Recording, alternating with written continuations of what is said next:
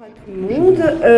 Déjà, alors je viens de voir Anne Villard-Letiec qui a été conservatrice pour le SRA. Vous voyez que ce travail, en fait, il est institué par elle, puisqu'en fait, j'ai été mandatée pour une mission au SRA sur Bon Repos, donc je suis ravie de pouvoir la saluer et la remercier ici. Et tant que je suis au remerciement, je voulais remercier évidemment la CHAP de m'avoir invitée, et puis aussi les sociétés historiques, les sociétés savantes, comme par exemple les Amis de Lamballe et du Penthièvre, sous l'autorité et puis la direction de Geoffroy de Longmare par exemple, qui ont un rôle essentiel en fait pour encourager les jeunes par le temps en tout cas, les jeunes chercheurs, et puis leur permettre de communiquer, de faire leurs premières armes au moins. Donc moi, ça a été mon cas. Donc je tiens à remercier Geoffroy qui est dans la salle. Et puis je tiens à saluer aussi les dépôts d'archives. J'ai vu que les archives départementales des Côtes-d'Armor étaient venues en nombre avec leur directrice. Vous savez, la situation parfois un peu compliquée des archives, surtout quand ils sont en travaux.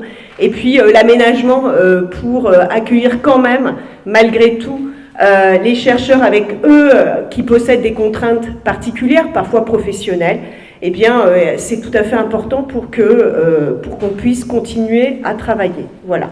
Donc j'en viens maintenant à mon sujet de recherche et puis à vous présenter en fait le sujet de ma communication.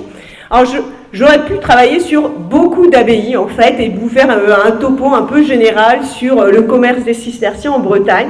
Et puis je me suis dit qu'on était à Loudéac. Alors Bon Repos c'est quand même pas mal, surtout que c'est une abbaye en fait qui est assez méconnue, très peu en fait étudiée par le monde, par les chercheurs et puis surtout par le monde universitaire.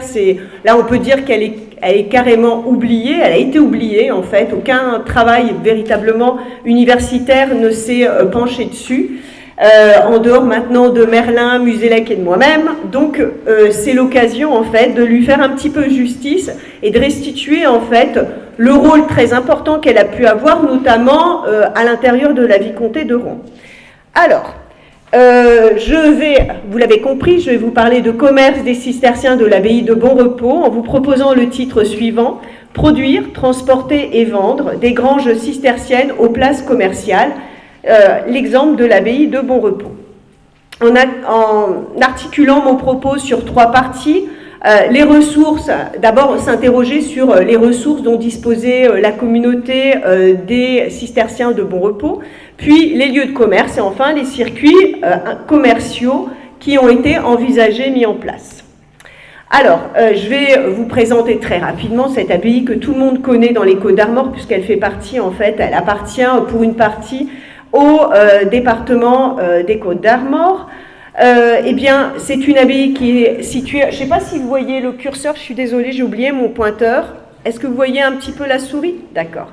Donc, c'est une abbaye qui est implantée en centre-Bretagne, à la confluence, vous voyez, entre le Daoulas et le Blavet, ici, pour les bâtiments monastiques. Et là, vous retrouvez un petit peu plus bas une vue, en fait, de l'enclos monastique d'après le cadastre de 1835. Donc, abbaye qui est située sur la commune nouvelle de Bon Repos sur Blavet, qui est fondée en 1184 par Alain III de Rohan et Constance de Penthièvre. C'est une abbaye, en fait, donc de grands, c'est quand même, voilà, des fondateurs qui ont un statut quasi princier dans le duché de Bretagne.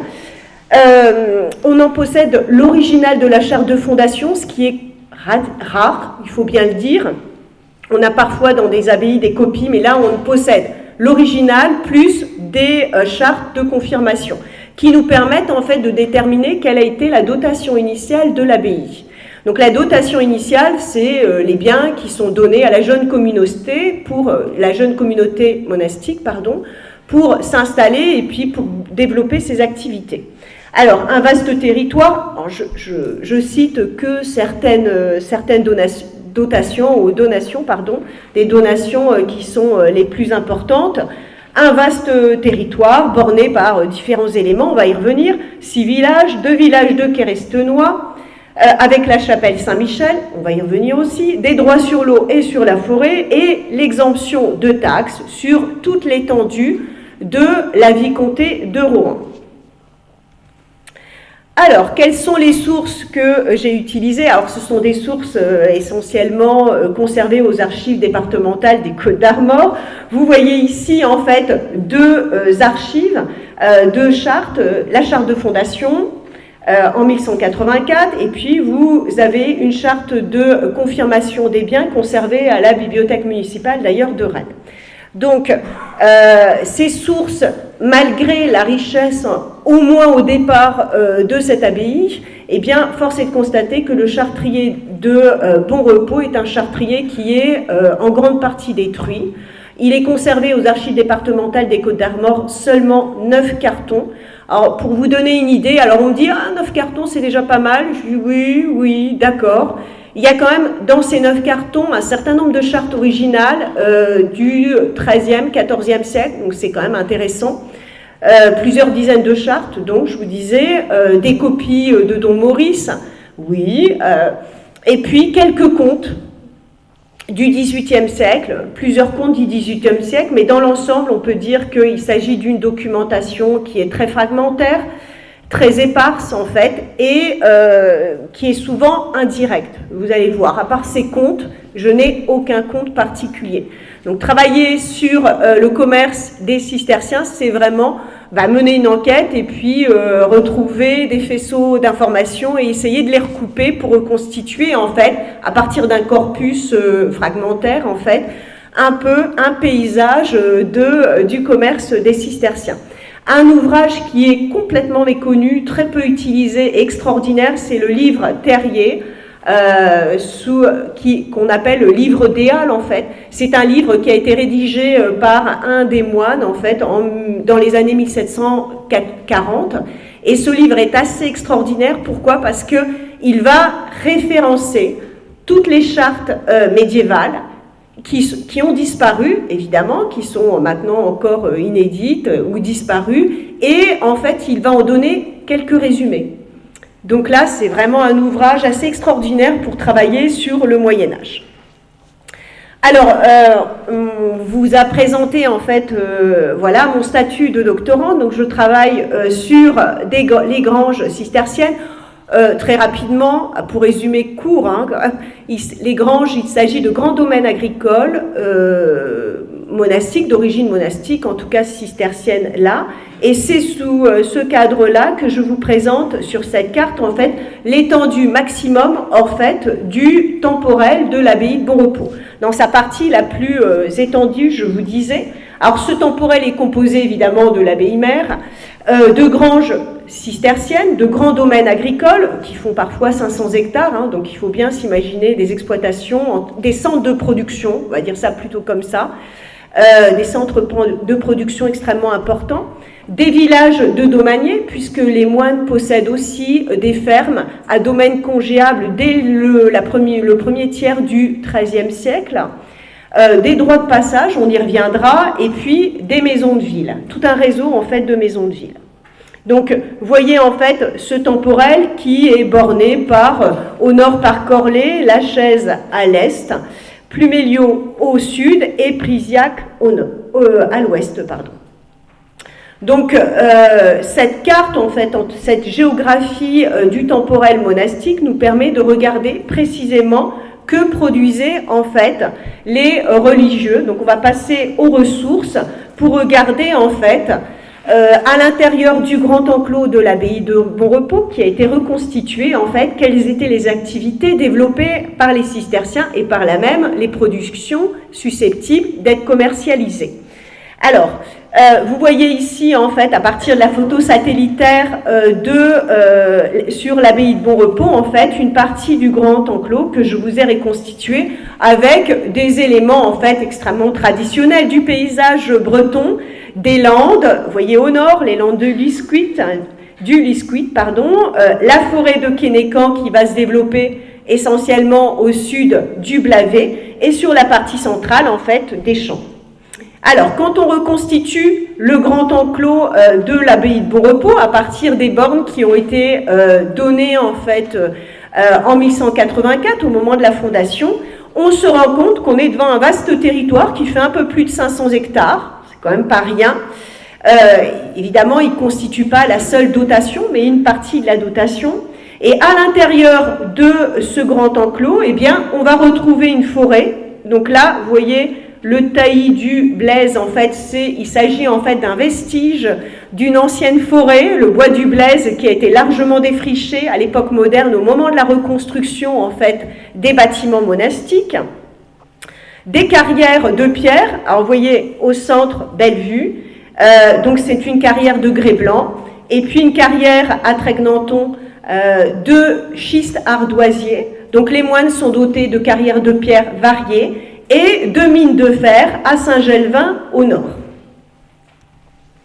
Donc les ressources, alors à partir de la vectorisation du cadastre de 1835, on peut restituer en fait les espaces agricoles, notamment en regardant, et vous voyez qu'ils ont peu évolué, on est bien sûr des grands espaces de landes au nord, des espaces de landes juste au nord aussi du Blavet, une vaste forêt, la forêt de Kénécan au sud du Blavet, et sur la partie centrale, des champs essentiellement de céréaliculture en fait, et à proximité de l'habitat, vous retrouvez en fait des courtils, notamment des courtils à chanvre, et puis des jardins.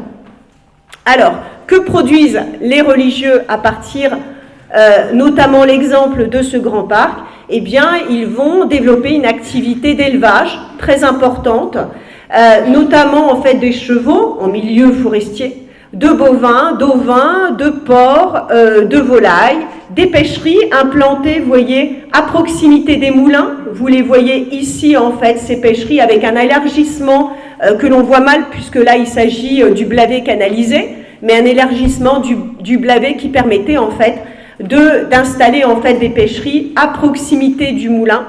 Et sur la partie, vous voyez, un peu plus à l'est, eh bien, vous retrouvez ici à Tregnaton aussi en fait des pêcheries à côté d'un moulin à fouler et à blé. À côté en fait de ces pêcheries, vous avez aussi de vastes garennes qui permettaient donc l'élevage des lapins et donc la production, eh bien, la vente des animaux, la vente de viande évidemment, et puis de laine. Le textile est aussi présent dans les activités des religieux, essentiellement sous la forme de lin, de chanvre et puis de laine.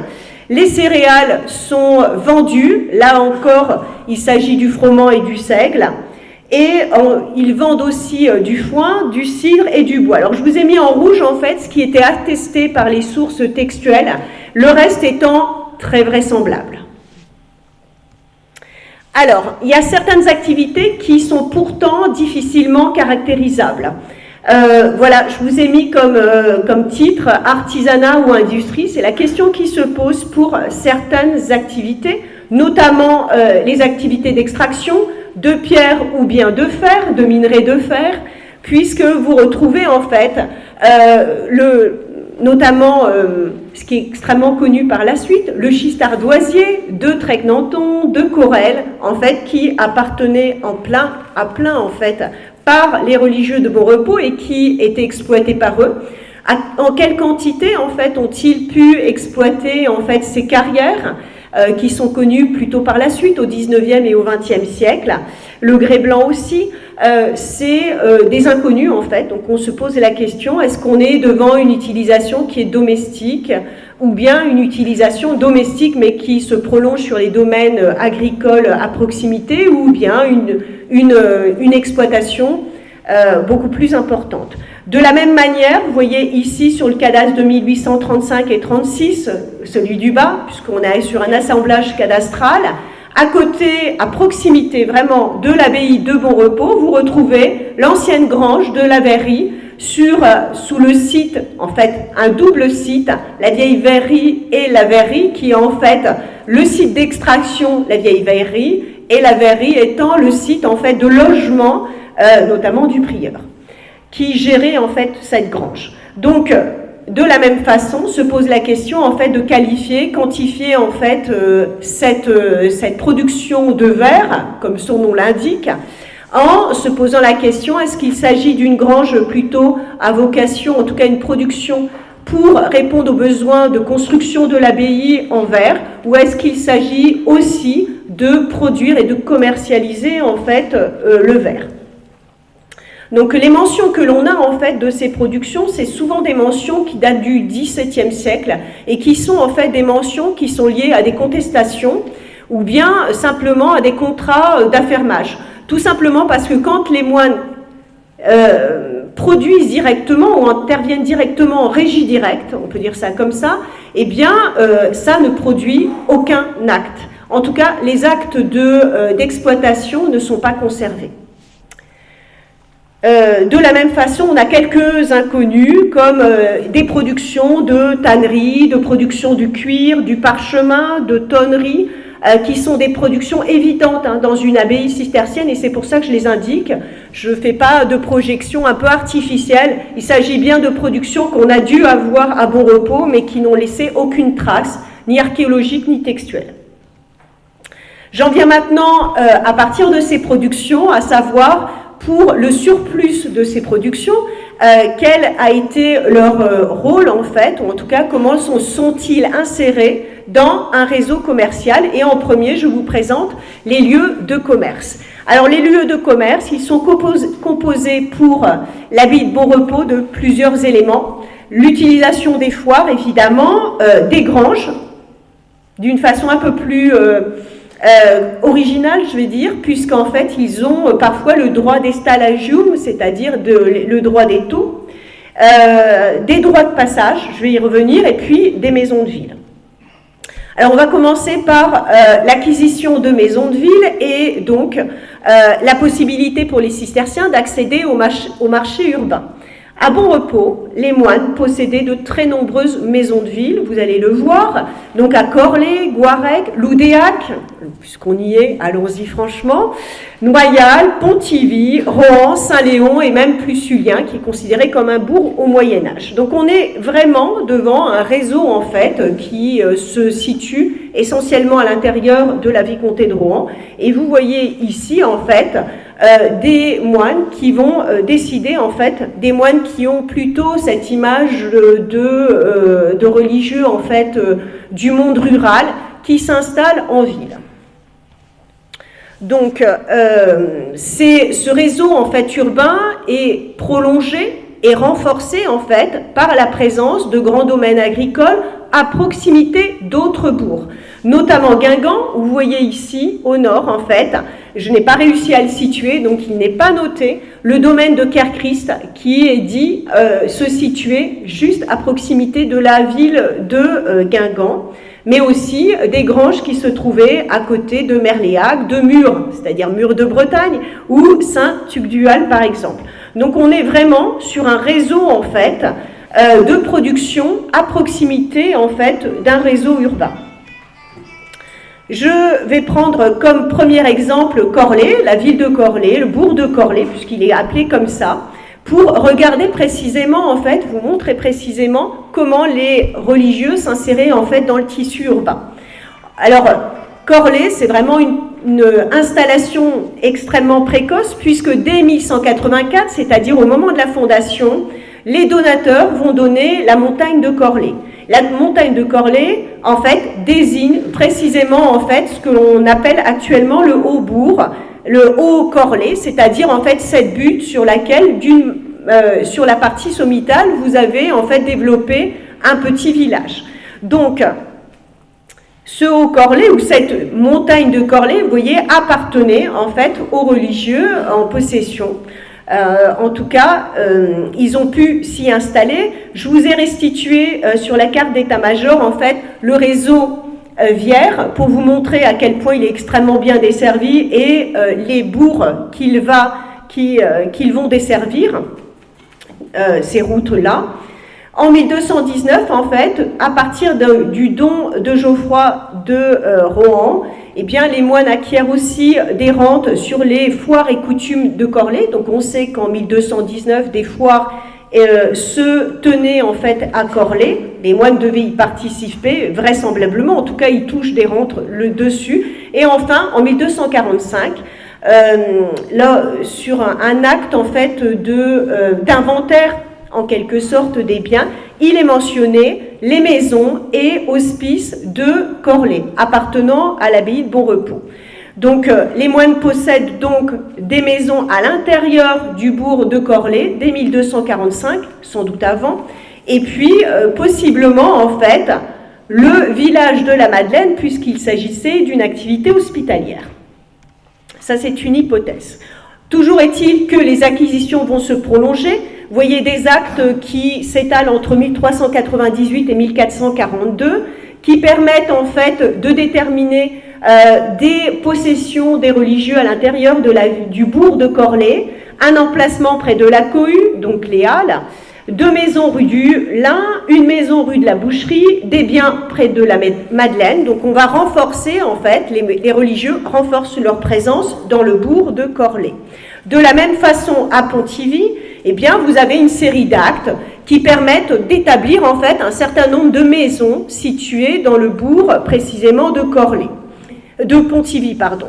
Et ce qui est tout à fait intéressant, c'est cet acte que je vous ai écrit d'une manière centrale sur la diapositive, un acte de conflit, en fait, entre les religieux et Jean Raoulin en 1446, qui permet, en fait, d'apprendre que les moines lui donnent l'ordre, en fait, d'aller, en fait, transporter des rentes en nature à l'intérieur des maisons et courtils en la ville de Pontivy.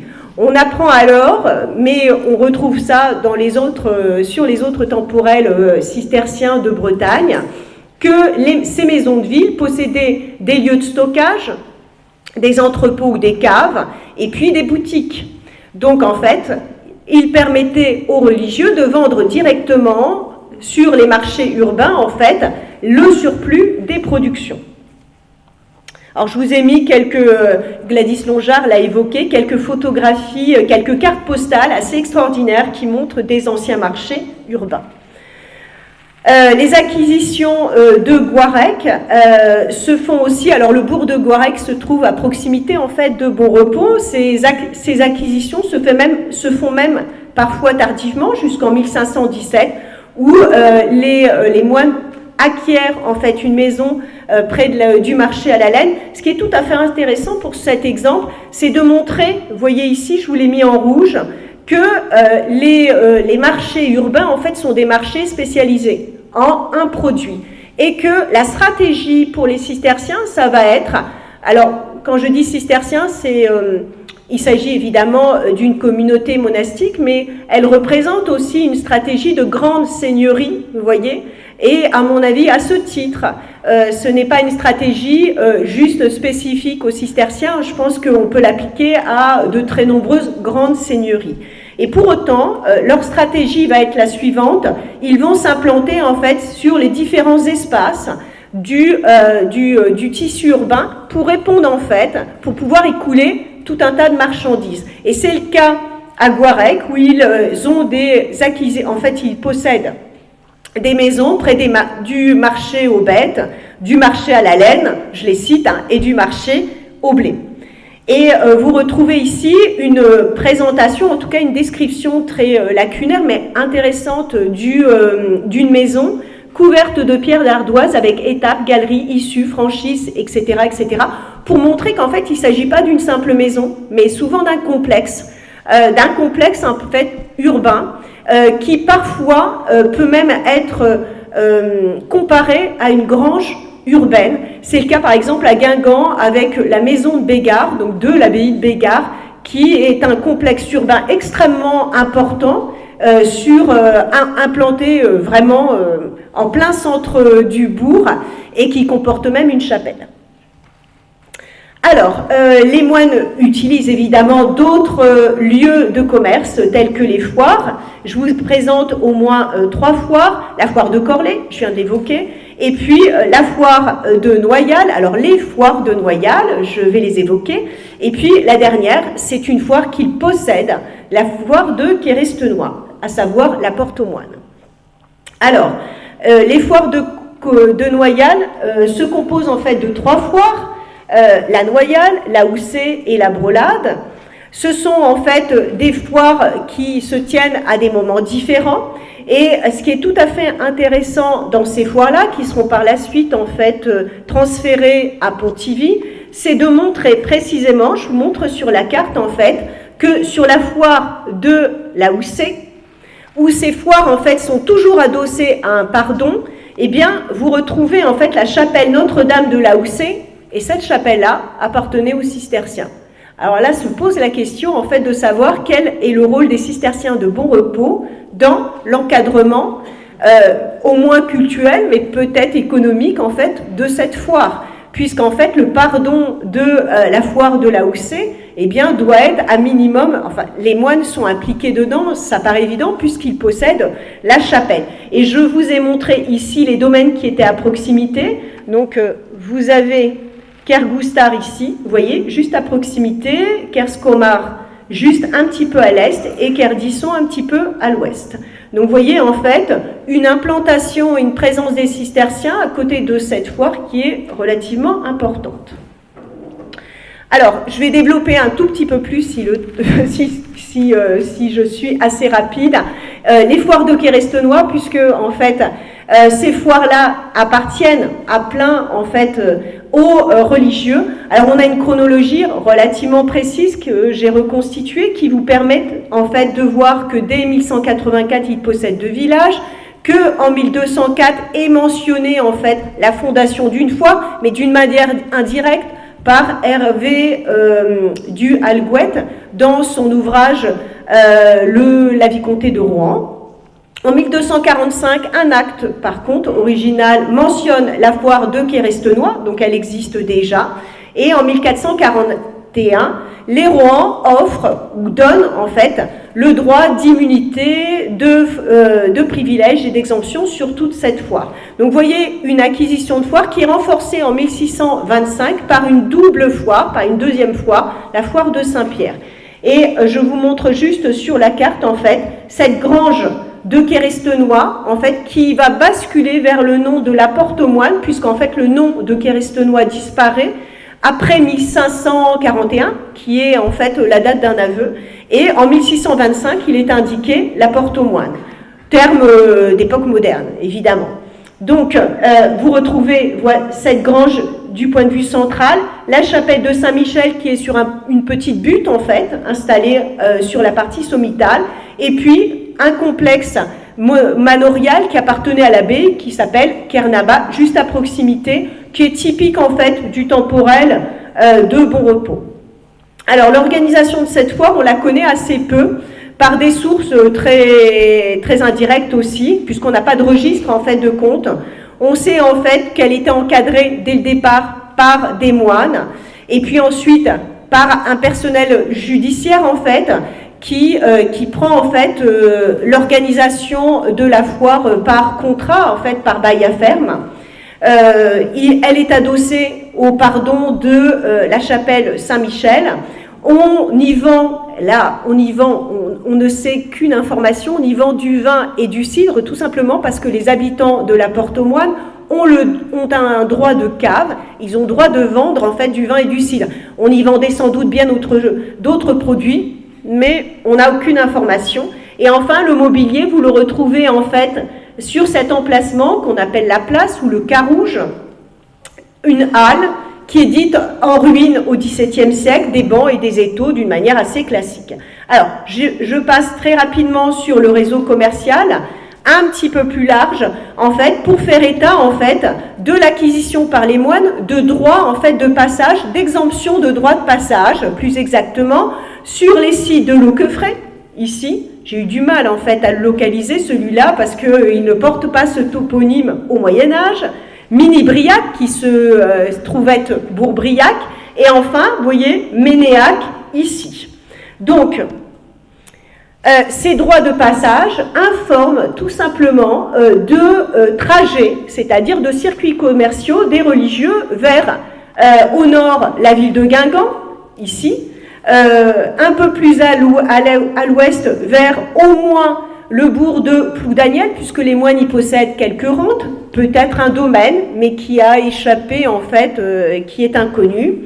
À Ménéac, on va en direction de Dinan, où les moines possèdent aussi des rentes, notamment sur les coutumes, sur les foires et coutumes de Dinan. Et enfin, au sud, tout simplement, alors là, il n'y a pas de droit de passage, mais les moines, par droit de charroi, en fait, imposaient à leurs vassaux de déplacer des marchandises et d'aller chercher d'autres marchandises sur le port de Hennebont. Ce qui fait que si on reconstitue ce réseau commercial, on peut dire que les lieux de production sont évidemment les granges, les fermes annexes, peut-être les maisons de ville, vraisemblablement les maisons de ville aussi. Des circuits de transport sont terrestres et maritimes. Et enfin, les lieux de commerce sont évidemment d'une façon traditionnelle des maisons de ville, sans doute les granges et peut-être aussi l'abbaye. Et ce commerce peut être vu à plusieurs échelles. Une échelle de la vicomté de Rouen, une échelle aussi régionale, et puis peut-être une échelle à l'échelle du grand commerce, avec évidemment là, sur le grand commerce, en fait, le commerce, l'achat de vin de Gascogne, de vin d'Aunis, la vente, l'achat aussi de sel, la vente de céréales essentiellement, et peut-être d'autres produits qui nous sont inconnus. Donc voilà restitué en fait le réseau commercial du temporel, en tout cas de l'abbaye de Bonrepos, pour vous montrer qu'on est devant un système de production en fait qui est parfaitement intégré en fait aux réseaux commerciaux. Alors si j'ai pu montrer en fait dans cette communication que les moines s'adossaient et s'appuyaient sur les réseaux urbains, c'est peut-être donner une image qui serait une image un peu tronquée. Il s'agit aussi de se rappeler quand même que le milieu rural a très largement été utilisé pour écouler les marchandises, mais que ces marchés ruraux, à proximité notamment des granges, des fermes, des grands domaines agricoles ou de l'abbaye, en fait, ne sont jamais mentionnés, ne sont jamais indiqués, en fait, mais qu'ils constituent, à mon avis, la majorité des échanges commerciaux d'une abbaye. Donc, je vous ai présenté, en fait, la restitution d'un réseau qu'on a l'impression de voir essentiellement urbain. C'est peut-être voir les choses d'une façon un peu simpliste ou moderniste et de penser qu'en fait, les marchés sont essentiellement dans les villes, ce qui n'est pas le cas au Moyen-Âge. Voilà, je vous remercie de votre attention.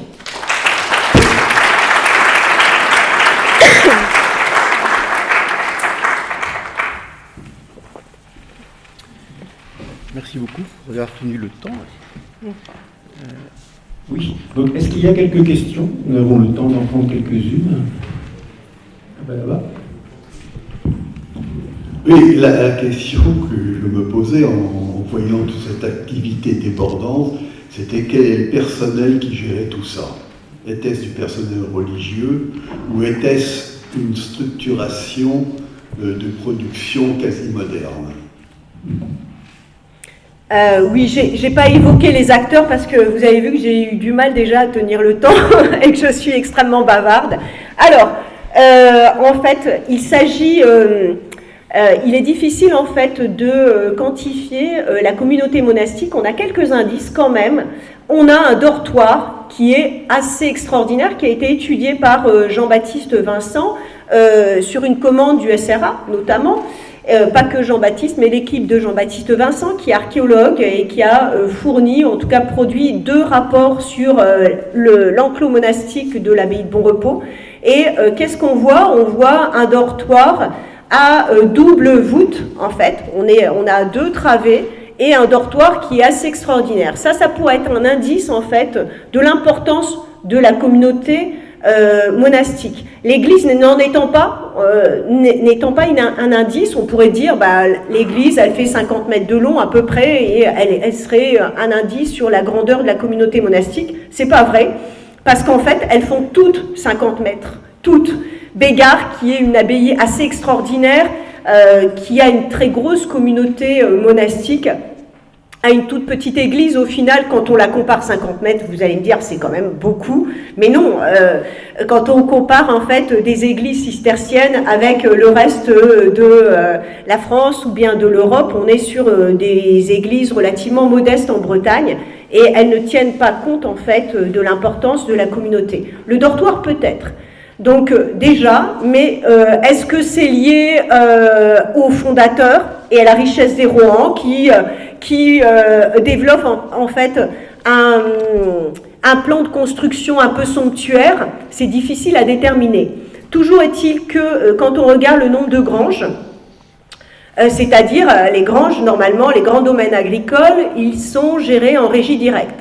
Donc vous avez au moins un minimum une personne de la communauté monastique dedans, vous en avez sans doute plusieurs, plus des frères, donc des moines de chœur et des frères convers essentiellement, c'est-à-dire l'autre partie de la communauté religieuse. Eh bien, là aussi c'est difficile à déterminer. Toujours est-il que, en fait, quand on regarde les chartes précisément, il est mentionné en fait les moines, les frères convers, mais aussi les familiers, c'est-à-dire tous ceux qui gravitent en fait autour de l'abbaye, et les hommes de l'abbaye, c'est-à-dire les vassaux de l'abbaye. Et en fait, il s'agit d'un ensemble relativement important. Et pour vous répondre par rapport à mes recherches, je dirais que les moines ont parfaitement intégré les communautés rurales aussi dans leur système de grange, puisqu'en fait, les villages se trouvent à proximité, c'est-à-dire l'implantation ou la fixation des populations rurales et la création de petits villages, en fait, à proximité des granges, est un travail, et en fait, est à attribué à la communauté de Bon Repos. Donc ça veut dire qu'en fait on est sur un système relativement large en fait de populations qui vont gérer en fait ces grands domaines et qui vont gérer ces maisons de ville. Alors pour les passages, j'ai une réponse par exemple sur Ménéac, puisqu'on le voit ici en fait. Il s'agit en fait dans les années 1220 d'un don de Gervaise de Dinan, et qu'est-ce qu'elle va leur donner? Elle va leur donner une maison et 2 personnes, pour en fait permettre d'accueillir les religieux, ou en tout cas leurs représentants, sur un passage qui emmenait vraisemblablement vers Dinan. Donc en fait, oui, ils sont... en fait, je pense que sur la communauté monastique proprement dite, il y a une partie qui reste dans l'abbaye, et puis l'autre partie, elle est évidemment répartie sur l'ensemble du temporel que je vous ai présenté. Oui, j'avais une question qui rejoint un peu la question précédente. Cette abbaye, c'est ici. D'accord, merci. Je cherchais. Cette abbaye avait-elle un réseau de prieurés?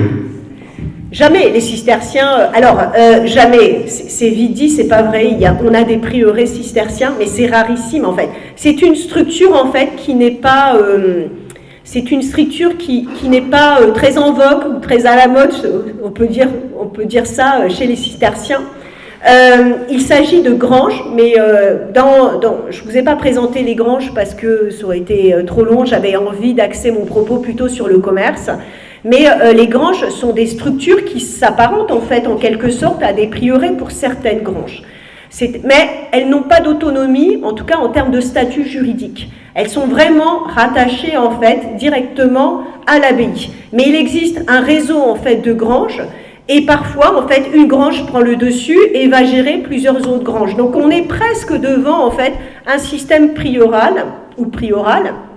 Ce qui est tout à fait intéressant, et Francis Le Bourris-Kerbizier, qui a rédigé en fait 2 fascicules sur l'abbaye de Bon Repos, l'avait souligné sur, en fait, à partir de l'utilisation d'archives inédites, on a quelques historiens qui ont utilisé en fait des archives qui sont à ce jour aussi complètement inédites, ou peut-être détruites, eh bien, parle en fait de granges qui sont gérées en fait par des prieurs, ce qui est vraisemblable et ce que l'on retrouve sur le temporel de l'abbaye de Saint-Aubin-des-Bois ou bien sur le temporel de l'abbaye du Relecq. Donc c'est tout à fait vraisemblable, mais c'est un système peut-être un peu plus tardif, plutôt 14e siècle, je dirais. C'est-à-dire qu'au XIIIe siècle, on est plus sur en fait une gestion de frères convers, de ce qu'on appelle le maître de grange, en fait. Merci. Est-ce qu'il y a encore une question? Bon, j'en ai une quand même avant. Je vous en prie. Est-ce que ce système vaut pour les autres abbayes cisterciennes que vous étudiez? Oui. Oui, c'est pareil. C'est pareil, oui, oui, oui. Il y a, très rapidement, Julien Bachelier, que vous connaissez, vous a présenté, en fait, l'année dernière, il me semble, vous étiez à Carhaix. 2 ans. Il y a 2 ans. Oui. Et à Carhaix, en fait, il a évoqué rapidement les possessions de l'abbaye de Langonette à Carhaix. Et en fait, alors il me disait d'une façon un peu ironique, mais il y a en fait, Fadila, il n'y a pas des villes en Bretagne où il n'y a pas des cisterciens, et je lui dis c'est à peu près ça. Oui, tout à fait. Il existe 15 établissements cisterciens en Bretagne, et tous ont une implantation urbaine développée, comme celle de Bon Repos, voire même beaucoup plus importante. Merci. C'est pas intuitif, mais c'est curieux à noter. Parce que les cisterciens, on les imagine au contraire au fond des campagnes. Tout à fait. Et finalement, ils sont dans les villes aussi. Voilà. Merci beaucoup.